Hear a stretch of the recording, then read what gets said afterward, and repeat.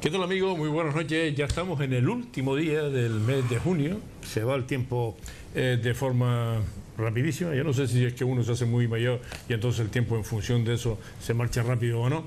Lo cierto es que estamos ya justo a mitad de año y bueno, y con una situación que no ha variado mucho en el ámbito de lo político. Y para hablar de esto y de otras muchas cosas más, hoy se encuentra con nosotros de nuevo el director de comunicaciones del Grupo Lopezán, don Francisco Moreno. Muy buenas noches. Buenas noches, Juan Carlos. Gracias por estar aquí. Encantado. Cuando nosotros pactamos la entrevista, en realidad yo no sabía la reunión de la Confederación Canaria de Empresarios, y a lo mejor podemos empezar por ahí, porque hemos publicado en el Canarias Noticias que Lopezán, por mayoría de la Asamblea, entra en la Confederación, pero para aquellos que no están muy puestos, ¿qué podemos explicar? Bueno, vamos a ver. Porque hay reticencias en la Federación de Turismo, ¿no? La Federación de Hostelería y Turismo engloba a las empresas turísticas, a las empresas que se dedican lógicamente a la gestión hotelera y a la gestión turística en general. Y Lopezán, pues todo el mundo la asocia fácilmente con esa actividad turística que desarrolla a través de su división hotelera. Pero también mucha gente sabe que Lopezán es mucho más, o es algo más que una división hotelera.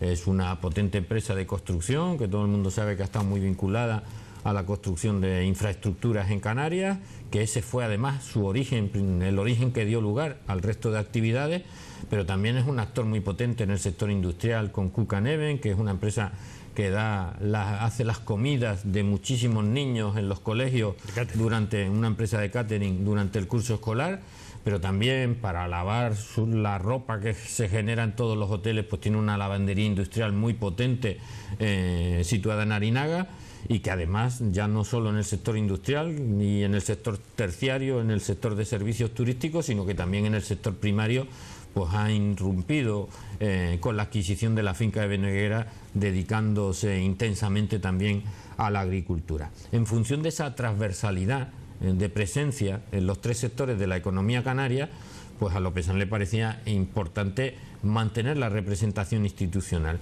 Y como en el caso además concreto de la Federación de Hostelería y Turismo, todos los pronunciamientos que lleva a cabo los actuales dirigentes, el presidente de la patronal, Fernando Fraile, y el presidente de la Asociación Hotelera, José María Mañaricúa, todos van en dirección a estar constantemente agrediendo los intereses del Grupo Lopezán.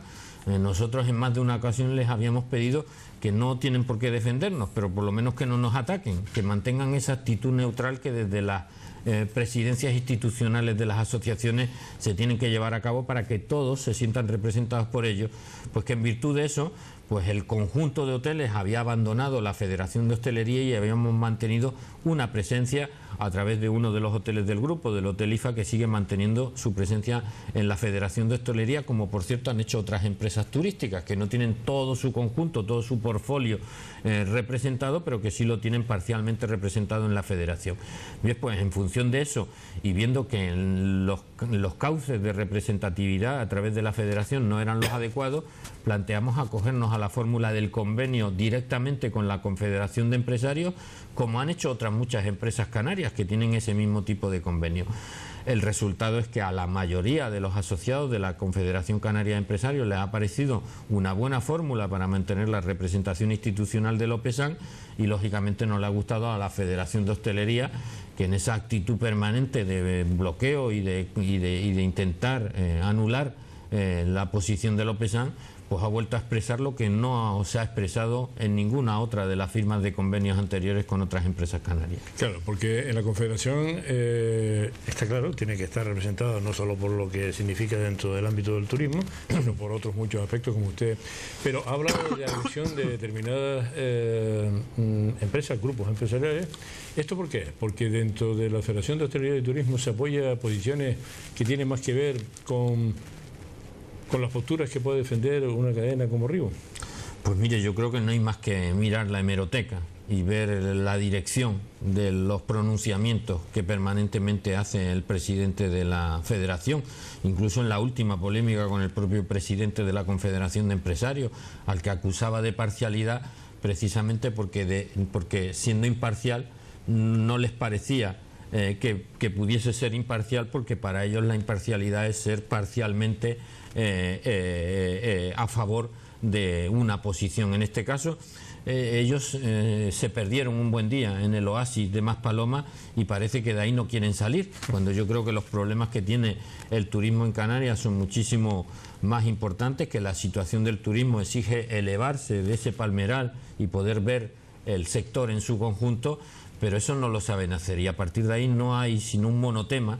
Cada vez que se pronuncian los dirigentes de la patronal turística, el único monotema es el oasis y defender las posiciones de la empresa que quiere levantar ahí un hotel mayor que el que ya hay, que es Río, y de eso no salen. Y desgraciadamente, pues para empresas como Lopesan, que nos parece más importante que podamos entre todos intentar diseñar un futuro mejor para este sector y por tanto para la sociedad canaria, pues nos resulta lamentable que siempre estén en esa posición numantina de defensa de unos intereses muy concretos empresariales que quieren hacer un hotel más grande que el que ya tienen, y que no pueda hablarse de otra cosa, y que quienes queremos que se hablen de otra cosa nos sintamos permanentemente atacados porque estamos en contra de lo que ellos están planteando. Vamos a ver, yo... ¿Usted se imagina al presidente de la patronal de los grandes almacenes tomando partido entre Carrefour y Alcampo, diciendo que Carrefour es mejor que Alcampo o Alcampo es mejor que Carrefour? Adoptaría una posición neutral, una posición de prudencia, y en todo caso trataría de hablar para resolver el conflicto que pueda haber entre empresas, no para agravarlo. Y lo que han hecho los dirigentes de la patronal es agravar permanentemente un conflicto que, si hubiesen tenido otra actitud, probablemente hubiesen contribuido a solucionar y no a agravar, como es el caso. Bien, yo no sé, al hilo de esto, yo no sé si usted me lo puede confirmar o no, si quiere no me lo confirme, echando un ojo un poco así por encima a lo que significa la Federación de Hostelería y Turismo.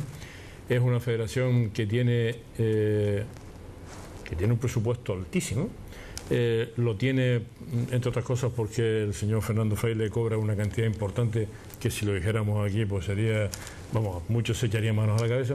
Esto es porque... Esto se le puede preguntar a él, supongo, son sueldos institucionales y por tanto debe haber transparencia, ¿no? Ninguna asociación empresarial, me parece a mí, o casi ninguna, debe tener un presidente con ese sueldo, me parece a mí. Esto es porque Río a lo mejor contribuye con todo eso y hay que defenderlo.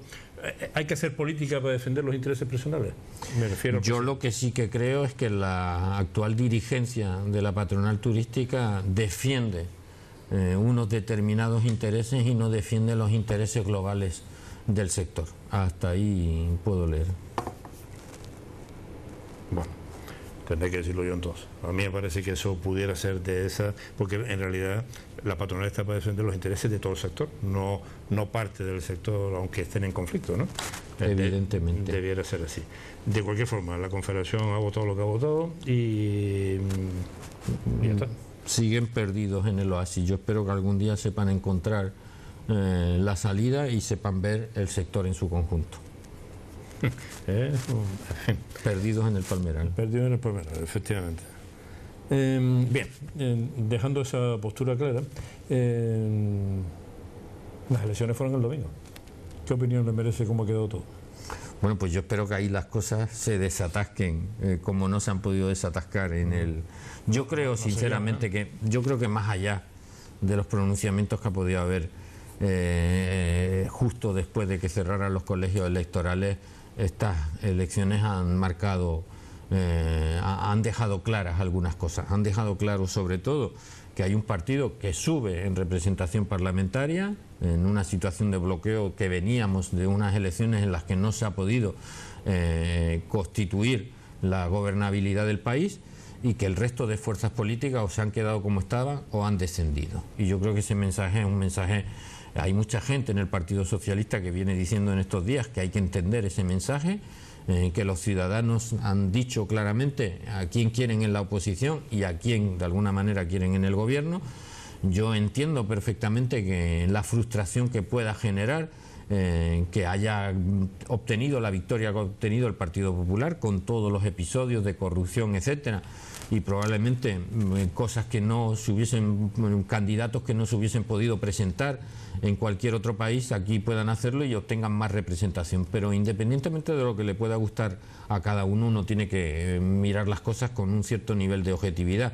y ahora mismo hay una fuerza política que ha mejorado resultados y otra que los han empeorado. Yo creo que en ese sentido debería haber un mayor sentido común para que no dilatemos en el tiempo lo que debe ser una fórmula de gobierno que de alguna manera va a tener que girar en torno al Partido Popular. Y lo que pasa es que, independiente, a lo mejor es postureo de Ciudadanos y del Partido Socialista, pero imaginemos que no es postureo, que se mantienen en la postura que tienen ahora mismo diciendo no, Rajoy no, PP no, el Ciudadanos está hacia adelante y hacia atrás, hoy ha habido una postura y a la media hora otra, y si no ha habido un paso adelante.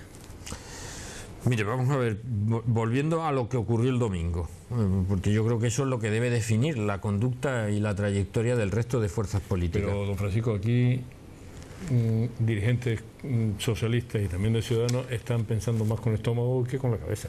Están yendo más hacia la ideología que hacia la razón.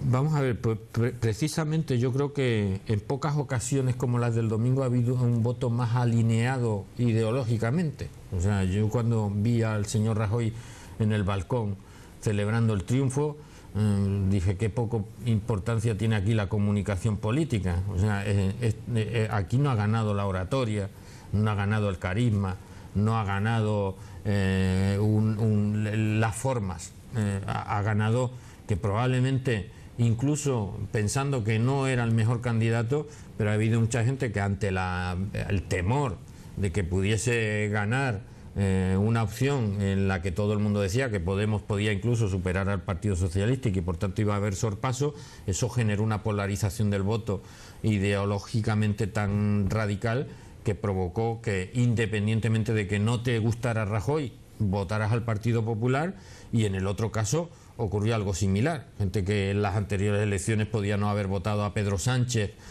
o que no se había movilizado porque no estaba contento con este Partido Socialista dirigido por quienes lo dirigen, decidieron que no querían sorpaso y evitaron, pero lo evitaron votando al Partido Socialista, independientemente de que la dirección sea de Pedro Sánchez o pudiese ser de cualquiera.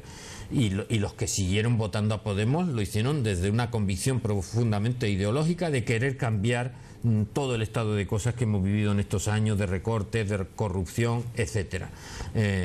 Pero creo que no ha habido un voto más ideologizado que el que se ha expresado sobre las siglas. Yo voto al Partido Popular independientemente de que esté Rajoy, yo voto al Partido Socialista independientemente de que esté el señor Sánchez, y eso es lo que provocó el resultado que provocó. A partir de ese resultado, yo creo que pensar en el supuesto de que no haya acuerdo y tengamos que ir a unas terceras elecciones, pues en ese caso o cambiamos a los candidatos o cambiamos a los españoles, porque los españoles ya han sido claros respecto a cómo quieren que se conformen las mayorías de gobierno actualmente. Y yo creo que nadie va a soportar unas terceras elecciones y que hay un poco de postureo también en estos primeros días, un poco para ver hasta dónde puede llegarse, para intentar ver la capacidad que pudiera tener el Partido Popular de sustituir a su líder, porque eso de alguna manera significaría un cierto grado de victoria de quienes plantean que la regeneración, y estoy de acuerdo, no debe hacerla quien ha vivido todo lo anterior, pero indudablemente el señor Rajoy sí que creo que internamente puede estar pensando que quieren unas terceras elecciones para que todavía este resultado que me han refrendado las urnas me lo puedan refrendar más, y los demás lo saben. Los demás saben que los ciudadanos no perdonarían que con un pronunciamiento como el de domingo tengamos que volver a ir a unas elecciones. Claro. Si hubiese estado más equilibrado, si hubiésemos tenido un resultado donde se necesitan las tres grandes fuerzas políticas, como ocurría en las elecciones del 20 de diciembre, y hubiesen cambiado menos las cosas, no hubiese subido 14 diputados el Partido Popular, pues a lo mejor cabría todo ese discurso al que se estaba refiriendo. Pero ganando 14 diputados, perdiendo 5 y quedándose igual, y perdiendo 8 en el caso de Ciudadanos, a mí me parece que el resultado hay que leerlo en la dirección en la que hay que leerlo, ¿no? Claro, lo que pasa es que había que empezar a decirle a algunos dirigentes políticos que incluso un cambio del señor Rajoy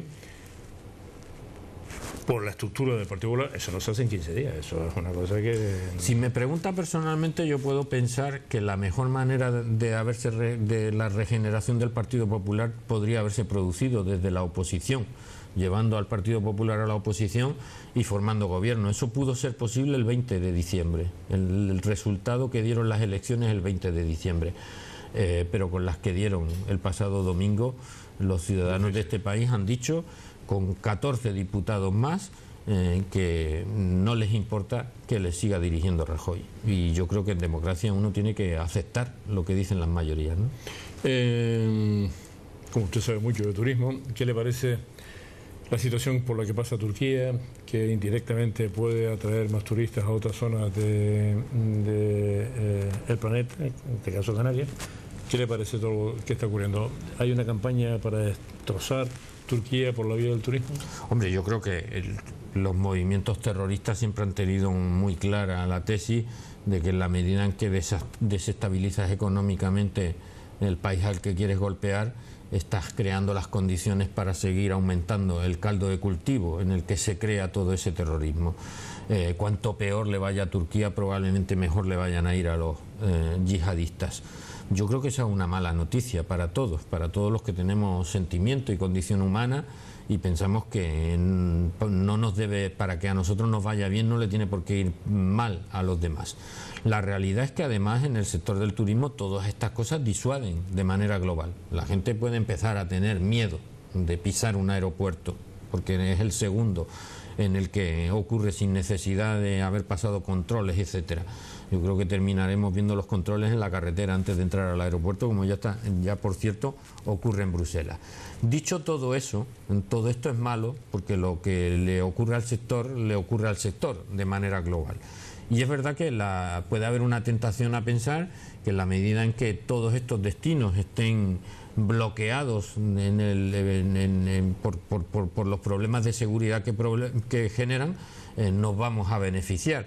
Pero nos beneficiaremos primero coyunturalmente y eso generará la autocomplacencia de pensar que no tenemos nada más que hacer, que con las desgracias ajenas podemos vivir, que tenemos una eterna primavera y las primaveras de los demás, las primaveras árabes, pues no son tan eternas ni tan agradables como la nuestra. Pero teníamos problemas. Este era un destino maduro. Hasta el año 2010 no habíamos hecho más que ir perdiendo visitantes cada año. Y las razones que están ahí detrás de ese declive que estábamos viviendo hasta 2010 siguen existiendo, aunque ahora vivamos el espejismo de ver cómo lo que era decreciente se vuelve creciente y cómo las cifras que antes bajaban ahora suben, pero se siguen quedando en los mismos apartamentos anticuados si no somos capaces de renovar el producto hotelero, el producto turístico que tenemos en Canarias. Lo peor que puede ocurrir es que ellos pierden la competitividad que tenían con esa fenomenal planta hotelera que habían levantado, pero a nosotros también vamos a seguir perdiendo competitividad porque en la medida en que no tengamos acicates en los que reflejarnos para ser mejores, pues vamos a pensar que no tenemos nada que hacer y ese es probablemente el mayor problema que puede tener este destino, porque yo confío, porque es insostenible que esto pueda permanecer en el tiempo por los siglos de los siglos, que más tarde o más temprano este mundo encuentre la manera de vivir en paz de manera general y que cuando todos vivamos en paz, pues todos volvamos a descubrir que la comodidad no es precisamente lo que hemos fabricado en todos estos años en los que con moratorias, etcétera, y ahora con este espejismo, pues seguimos pensando que no hay nada más que hacer que lo que ya estamos haciendo y hay mucho que hacer. Respecto a lo que ha dicho, es usted buena persona y tiene usted una fe en el ser humano que es difícil. Jamás vamos a vivir en paz, eso va a ser difícil y yo creo que se va a complicar más, pero no obstante. Bueno, pero ¿hasta dónde se va a complicar más? Porque si llevamos al límite pues terminaremos, decían que la tercera guerra mundial sería nuclear y la cuarta sería pedrada. Pues lo que quiero decir es que yo quiero ser optimista. Evidentemente no voy a pensar que la paz mundial va a llegar algún día y tal, pero también quiero pensar que Turquía es mucho Turquía y Turquía y que habrá en algún momento algún tipo de respuesta que establezca un orden mundial como lo hemos tenido después de la Segunda Guerra Mundial, con un telón de acero, etcétera, pero existía un equilibrio de fuerzas y un orden mundial que de alguna manera de manera inestable, pero garantizó un periodo de paz usted muy se puede importante. sentar en la mesa y puede discutir con alguien similar a usted y entonces si no llega a un acuerdo, pero bueno, estamos manteniendo la distancia, pero aquí no ese es el tema. Los tres asesinos, los tres terroristas estos que además se han inmolado, era un ruso, un uzbeco y un... no recuerdo Sí. nada. Pero bueno, un problema que es religioso y ahí la cosa no funciona de esa manera y no hay forma de controlar eso, porque ¿cómo controlan eso? Erdogan en Turquía ha propiciado que el Estado turco cada vez sea más islamista que lo que era antes. Él mismo se está acabando su propio problema. Es difícil eso, ¿eh? Bien, pero la sociedad, la civilización humana lleva miles de años enfrentándose a conflictos. Y dándonos tortas continuamente. Y dándonos tortas, pero también viviendo periodos de prosperidad importantes y, hombre, yo creo que somos menos salvajes que lo que podíamos ser en la Edad Media y mucho menos de lo que podíamos ser en épocas anteriores. Yo soy de los que creo que la condición humana, es verdad que tenemos algo que no tienen los animales, que es mucho más dañino, que es la palabra, ¿no? Somos la única especie animal que se excita con una idea. Ningún otro animal se excita con ideas, se excita pues peleando físicamente. Nosotros lo hacemos con palabras, pero yo quiero creer en la capacidad de resolver conflictos que siempre ha tenido el ser humano. Bien, eso le honra. Volviendo a Canarias, si todos conocemos que no podemos estar en esta situación ad infinitum, ¿por qué no le metemos mano a esa situación? Si sabemos que la planta hotelera es la que tenemos, los apartamentos obsoletos, si todos sabemos en qué situación está todo y que esto no va a durar siempre, ¿por qué entonces no todo? Porque cuando se dice que hay que mejorar las cosas, a alguien le entra el temor de que querer mejorar las cosas sea empeorarlas más. Entonces, como cometimos muchos errores en los años 70, 80 fundamentalmente, con esos apartamentos trepando por los barrancos, pues los errores del pasado son los que nos impiden solucionar el futuro. Porque cada vez que se busca un mecanismo que permite que lo que está previsto que se pueda hacer realmente, que si aquí en este suelo se puede hacer un hotel, la normativa ya te permite hacer un hotel, ahora no creemos una normativa que impida hacerlo, sino que creemos una normativa que permita que eso se pueda hacer realidad. Pues yo creo que cuando se plantean todos los mecanismos que podrían de alguna manera resolver eso, se expresan los temores de que a ver si eso va a servir para que terminemos llenando de hoteles todas las islas, etcétera. Y yo creo que eso es lo primero que hay que combatir, y que lo que probablemente no haya sabido hacer ni los poderes públicos que están a favor de simplificar las cosas para poder desarrollar nuestro futuro, y el propio sector, pues que sepan explicar que primero, que el suelo que está clasificado ya está clasificado, que aquí no llega cualquiera y decide hacer un hotel donde le da la gana, que para eso están los planeamientos, y que si esos suelos ya están clasificados para el uso turístico, lo único que se está pidiendo es que, como ocurre en la industria del automóvil y como ocurre en cualquier otro sector, lo que se hacía en los años 70 no vale para los años 10 del siglo XXI, cuando eso se hizo en el siglo XX, y que uno no puede tener un coche de los años 70 en el año 2010, que los coches que hay en el año 2010 están adaptados a las necesidades de contaminación, de consumo energético, etcétera, propios de este tiempo. Pues lo mismo ocurre con los hoteles. Los hoteles hoy tienen que prestar servicios que, si se crea el producto hotelero que demanda el cliente de hoy en día, pues probablemente estemos equilibrando mucho mejor la oferta con la demanda. Y eso es lo que tenemos que hacer, como han hecho los demás, porque nosotros podemos pensar que podemos decretar moratorias, pero las moratorias se quedarán en este territorio, pero en el resto del planeta los demás siguen avanzando y los demás siguen progresando. Hoy es probable que pensemos que han dejado de ser destinos competidores todos estos destinos del Mediterráneo, pero mire, es que con un avión hoy, tal y como no hay destino que no sea competidor a Canarias. El Caribe está levantando una planta hotelera magnífica.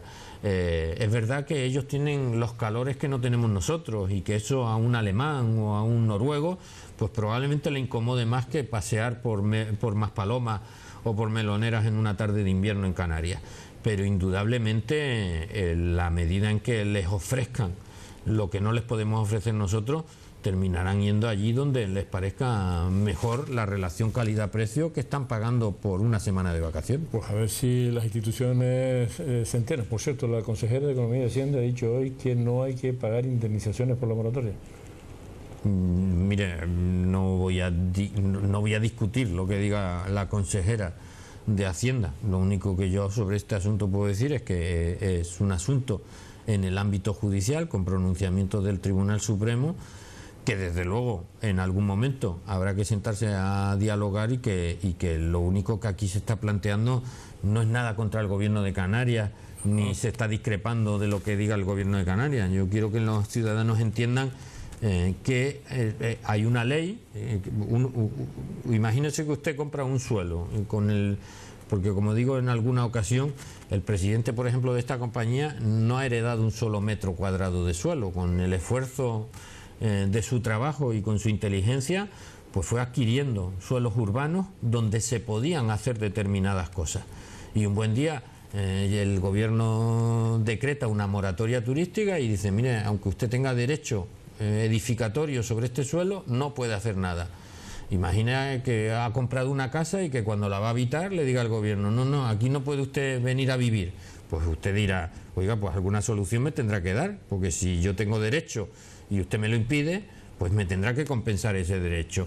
Y eso es lo que en la ley quedaba claro, que si no se podían desarrollar los derechos edificatorios sobre esos suelos, pues que el gobierno indemnizaría para pasar a rústico esos suelos durante un determinado tiempo, en virtud de que no se podía.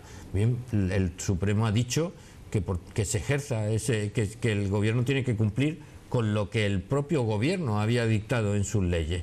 A partir de ahí todo cambiará en función de que se pueda hacer lo que no se puede hacer, o en el futuro las cosas sean de otra manera. Pero ahora mismo estamos hablando de sentencias judiciales firmes, ¿no? Firme. Al hilo de... firmes y no recurribles porque son del Supremo. Bien, veremos cómo termina eso, pero un ejemplo claro que puede visualizar cualquiera de los que nos puede estar viendo ahora mismo respecto de la actuación de las instituciones. En el Oasis, en el Palmeral, pero sobre todo en Melonera, ahí se ha hecho un esfuerzo inversor privado enorme, aquello se ha puesto en el nivel en el que se está. Sin embargo, el otro día denunciamos el lamentable estado del faro de Maspalomas, que es una referencia absoluta. ¿Y por qué alguien no se toma la molestia de decir: aquí hay que actuar ya? No, es que a lo mejor quebró una empresa que estaba haciéndola. ¿Por qué?